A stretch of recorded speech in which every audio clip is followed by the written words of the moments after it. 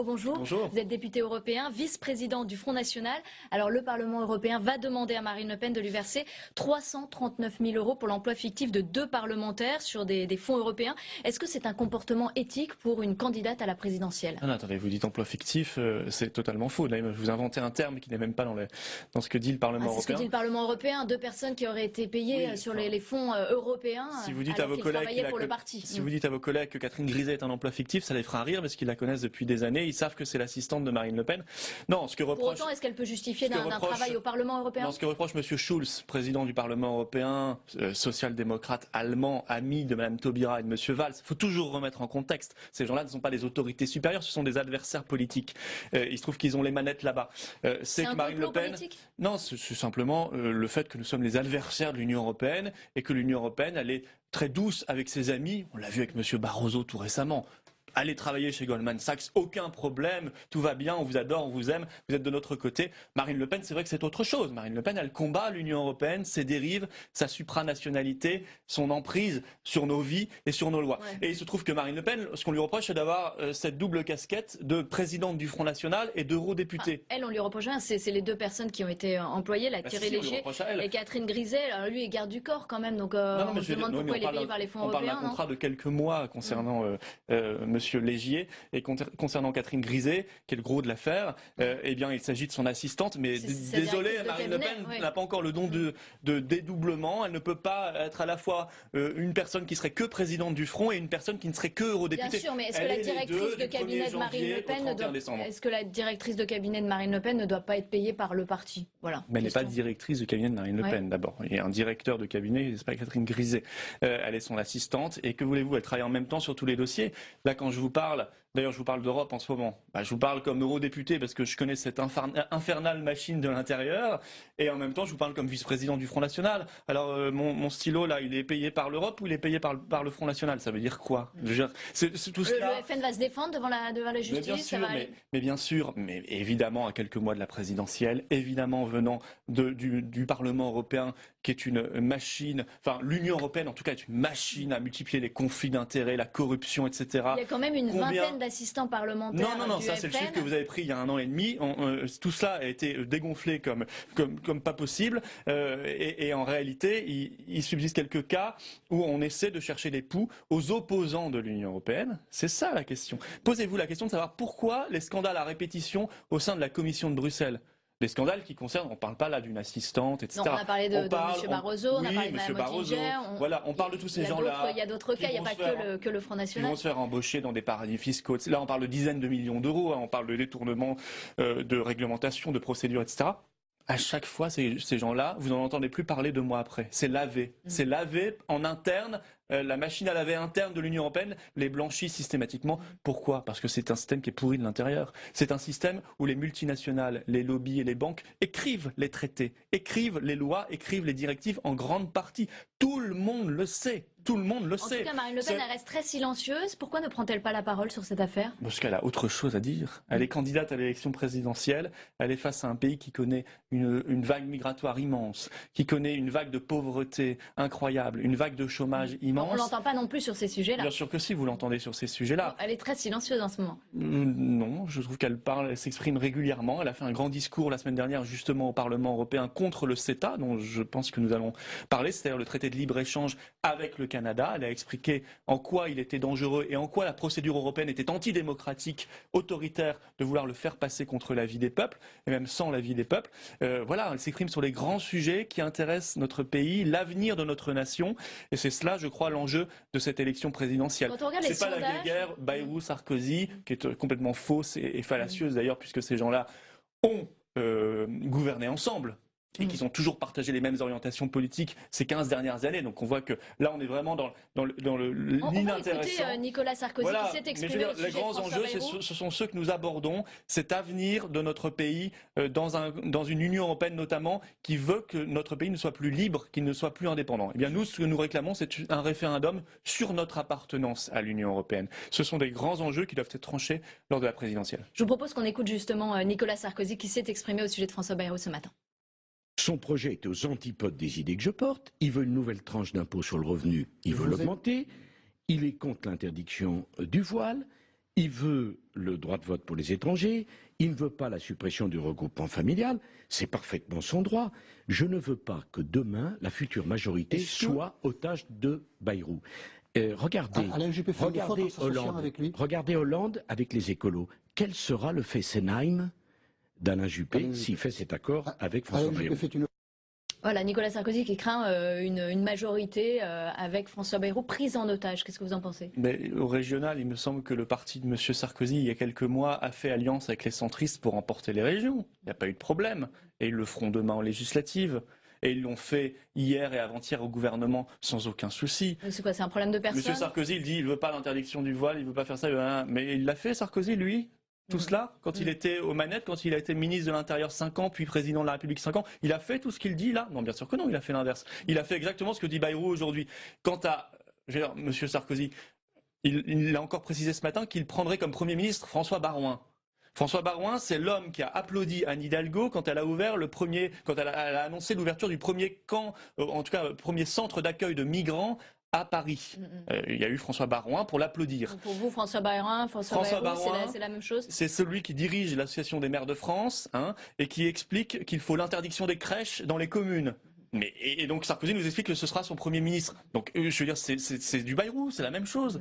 Donc on voit bien là, si vous voulez, on n'est pas dans des débats de fond, on est dans des postures marketing, des postures électoralistes pour essayer de se différencier, alors que Sarkozy, Juppé, Fillon, etc., tout ce beau monde, eh bien, au pouvoir hier, étaient dans les mêmes gouvernements, dans les mêmes majorités, et ont mené exactement la même politique. Alors Nicolas Sarkozy se positionne pas tout à fait pareil, Oui, en tout cas ce matin. On l'écoute et vous réagissez.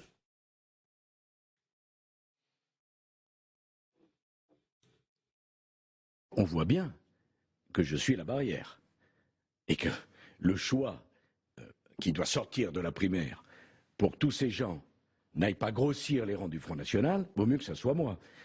Tous les pays où la droite n'a pas assumé son corpus d'idées, où il y a une grande coalition, ça s'est traduit par une catastrophe.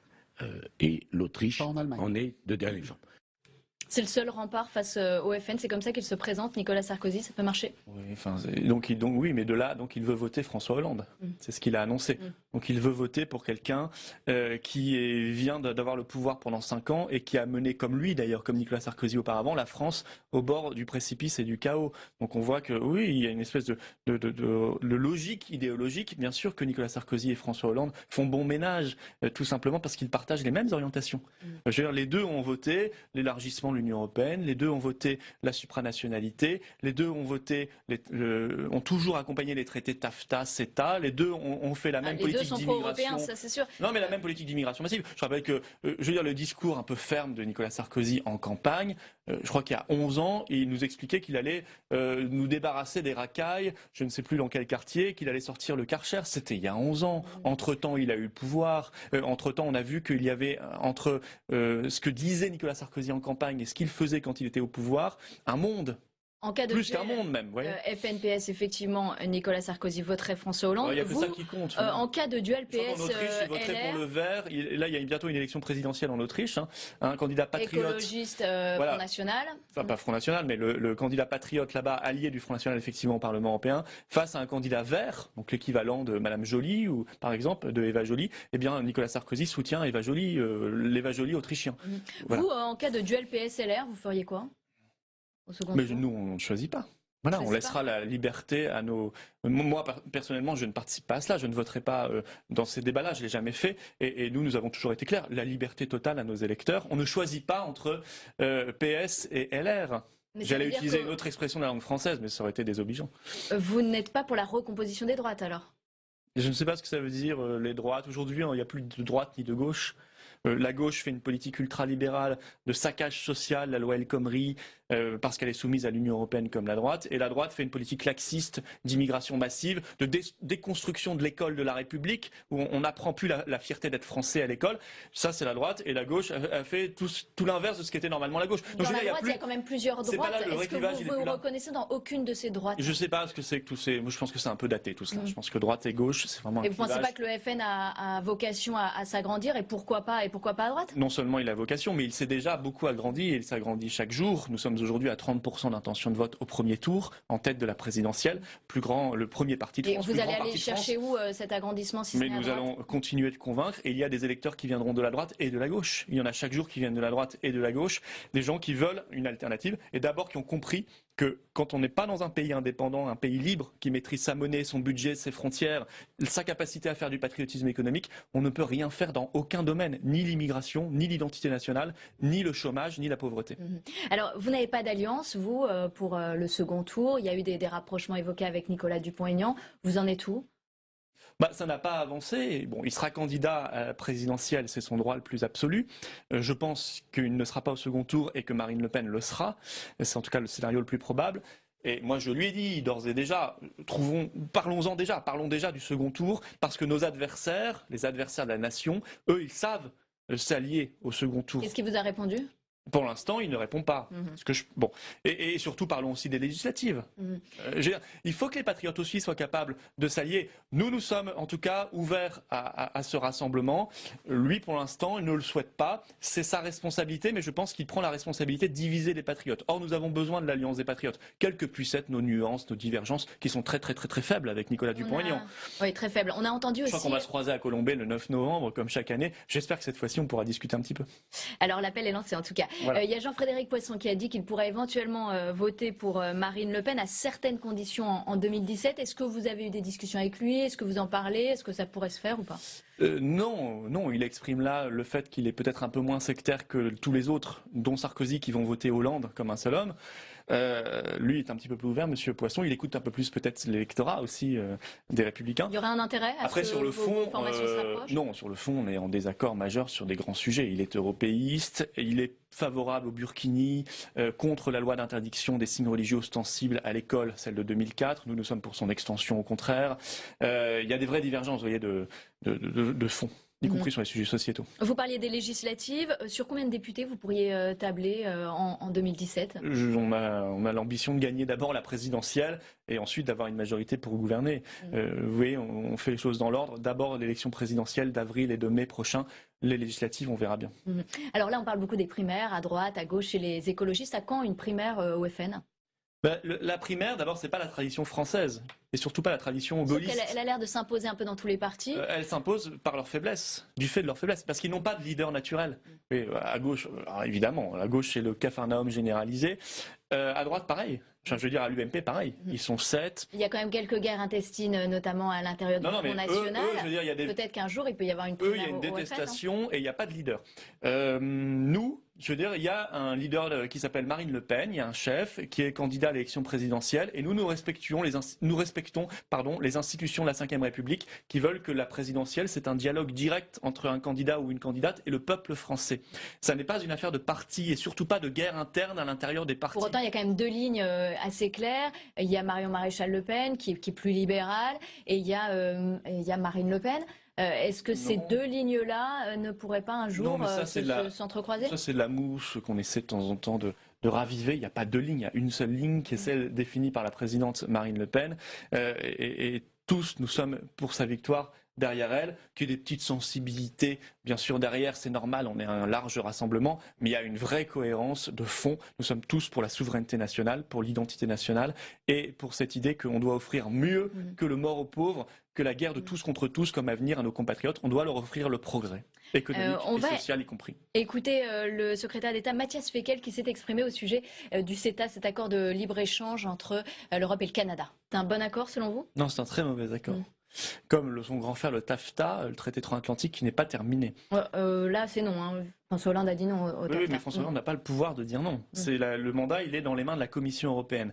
C'est un mauvais accord. Il faut que les parlements nationaux, quand même, votent après. Oui, alors je vous signale d'ailleurs que le CETA, une fois qu'il sera ratifié par le Parlement européen, il sera appliqué en grande partie avant même que les parlements nationaux l'aient ratifié ou pas. Donc c'est quand même un scandale incroyable. Monsieur Fekl dit qu'il faut mettre plus de démocratie et qu'il commence par reprendre le mandat de négociation, parce que le mandat de négociation de la France, il a été donné à la Commission de Bruxelles, c'est-à-dire à des gens non élus. Ça ne peut pas nous ouvrir quelques débouchés économiques quand même avec le Canada ? Il n'y a pas un important marché ? Non, nous allons importer 10 fois plus à cause de cet accord de bœuf canadien. On va passer en gros. Aussi. Non, mais ça sera plus difficile parce qu'ils respectent beaucoup moins de normes, il y a moins de qualité alimentaire et donc ils sont plus compétitifs. Ils respectent toutes nos appellations d'origine contrôlée. Non mais d'accord, mais il y a du dumping social. On va importer demain 45 000 tonnes de bœuf canadien contre 4 000 à peu près aujourd'hui. On va mettre fin au principe de précaution de fait, puisque dans cet accord, il est écrit qu'il faut une preuve scientifique pour interdire préventivement quelque chose. Par exemple, les OGM, aujourd'hui, vous n'avez pas de preuve scientifique irréfutable. Mais au nom du principe de précaution qui est dans notre Constitution, on peut l'interdire quand même. Vous voyez ? Alors moi, je dis, il faut que ces gens-là se disent qu'ils sont face à un gouvernement, le Canada, qui négocie pour lui. Monsieur Magnette, il représente le Canada, et c'est normal. Un pays qui n'a pourtant que 30 millions d'habitants, 2 fois moins que la France. Lui, le Canada, il représente ses intérêts dans les négociations. Nous sommes représentés par la Commission de Bruxelles. C'est-à-dire que la France n'est même pas capable de défendre ses propres intérêts. Pourquoi ? Parce qu'elle a transféré ses pouvoirs de négociation commerciale à la Commission de Bruxelles. Et ça a été fait aussi bien par Sarkozy que par Hollande, et même avant. Vous voyez, donc c'est pas une question, encore une fois, de droite ou de gauche. Une toute petite réaction au ralliement de Valérie Pécresse à Alain Juppé. Non, aucune réaction. Une réaction. Je sais pas, ils se positionnent les uns par rapport aux autres, je pense d'abord en fonction des sondages. Ils regardent qui sera le probable gagnant et ils essaient de négocier, j'imagine, un Marocain ministériel. Merci Florian Philippot d'avoir été avec nous ce matin, député européen, vice-président du Front National. Très bonne journée à vous. Bonne journée à vous. Présidente du Front National et d'eurodéputée. Elle, on lui reproche rien, c'est les deux personnes qui ont été employées, Thierry Léger et Catherine Griset. Alors lui est garde du corps quand même, donc on se demande pourquoi il est payé par les fonds européens. On parle d'un contrat de quelques mois concernant Monsieur Légier et concernant Catherine Griset, qui est le gros de l'affaire. Eh bien, il s'agit de son assistante, mais désolé, Marine Le Pen n'a pas encore le don de dédoublement. Elle ne peut pas être à la fois une personne qui serait... Bonjour. Bonjour. Vous êtes député européen, vice-président du Front National. Alors le Parlement européen va demander à Marine Le Pen de lui verser 339 000 € pour l'emploi fictif de 2 parlementaires sur des fonds européens. Est-ce que c'est un comportement éthique pour une candidate à la présidentielle ? Non, attendez, vous dites emploi fictif, c'est totalement faux. Là, vous inventez un terme qui n'est même pas dans ce que dit le Parlement européen. C'est ce que dit le Parlement européen, 2 personnes qui auraient été payées sur les fonds européens. Si vous dites à peu près que présidente du Front et une personne qui ne serait que eurodéputée. Bien sûr, mais est-ce que la directrice de cabinet de Marine Le Pen ne doit pas être payée par le parti ? Voilà. Mais elle n'est pas directrice de cabinet de Marine Le Pen, d'abord. Il y a un directeur de cabinet, c'est pas Catherine Griset. Elle est son assistante. Et que voulez-vous, elle travaille en même temps sur tous les dossiers. Là, quand je vous parle, d'ailleurs, je vous parle d'Europe en ce moment. Je vous parle comme eurodéputé parce que je connais cette infernale machine de l'intérieur. Et en même simplement, le fait que nous sommes les adversaires de l'Union européenne et que l'Union européenne, elle est très douce avec ses amis. On l'a vu avec M. Barroso tout récemment. Allez travailler chez Goldman Sachs, aucun problème, tout va bien, on vous adore, on vous aime, vous êtes de notre côté. Marine Le Pen, c'est vrai que c'est autre chose. Marine Le Pen, elle combat l'Union européenne, ses dérives, sa supranationalité, son emprise sur nos vies et sur nos lois. Ouais. Et il se trouve que Marine Le Pen, ce qu'on lui reproche, c'est d'avoir cette double casquette de collègues. Pour le parti. Si vous dites à vos collègues que Catherine Griset est un emploi fictif, ça les fera rire parce qu'ils la connaissent depuis des années, ils savent que c'est l'assistante de Marine Le Pen.